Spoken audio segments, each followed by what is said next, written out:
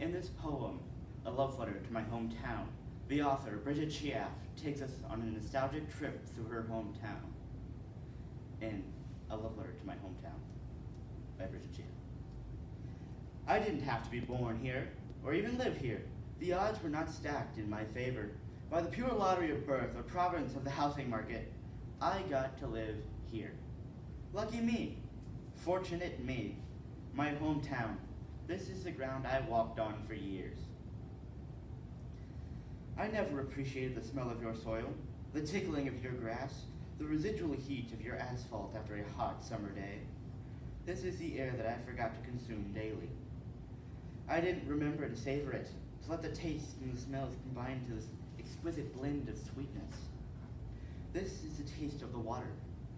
One would think the water would taste the same everywhere. It is the same molecules. But this is the special tasting water, the normal water, the water you can't buy in a bottle at a store. And believe me, I've tried. This is the biggest small town I know. This is my hometown, and I am in love with my hometown. Shall I compare thee to a summer's day? The only summer I know and love is the one that is here. There is no comparison. The slight breeze, the sun, the shade of the perfect tree, the gentle hum of the few passing cars. It is a rare and glorious adventure when a car drives down our street. Summer was the best. There was no school, and obviously that brought much joy to everyone as the suspenseful waiting for vacation was driving everyone insane. Summer was the best. We made lemonade and went on excursions, just getting in the car and going, ending up at the zoo, or the museum, or the watering pool, or the ballpark, or the run-down movie theater that played Marx Brothers films. Summer was the best. I love your summers the best. I would walk through your streets and alleys, heading to the library, a ritual more than a habit. I would walk through the doors, the air conditioning hit it in my sweating skin, a blessed relief from your heat. I would walk by the desk, nodding to Mrs. David and Miss Schubert, always gossiping in hushed tones. I would walk to the bookshelves, the handmade ones that came from Sid Hoffman's wood shop, the ones he let all the kids help make. I would walk through the stacks, touching the familiar classics in their familiar order, leafing through the ones I wanted to reread. I would walk to the back corner of the library, then collapse into the large red plush armchair, and look up at the ceiling. Covered in pictures of our favorite literary characters, Peter Rabbit next to Dorothy in the game from Oz, and think, there is no place like home, only with you. My heart is full when I think of your falls. There is nothing like a fall day at home. The piles of leaves in the front yard, accompanied by their wet smell, constantly brushing noses, slouching through the leaves, pulling out light jackets and scarves, a constant chill. Colder than expected after the heat of summer. School would start, the halls of the school feeling like new pencils and redecorated bulletin boards.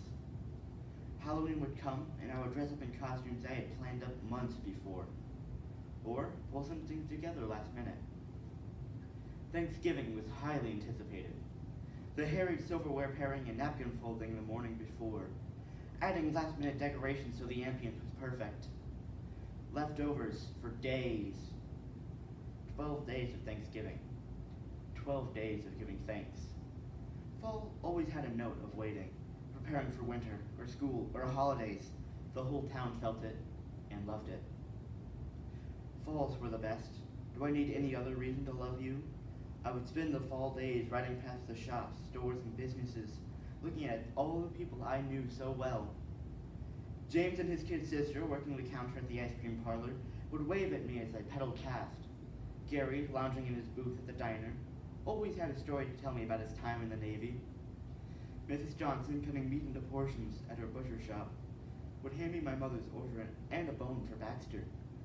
Fitz, whipping his hands in front of the mechanic's garage, would always quiz me on the songs that came on the radio. Dr. Harold, putting on gloves at the dentist, would smile at me through the window and show off his teeth. It became commonplace to see these people, which didn't mean it wasn't special. It was special because the people were here, living with you.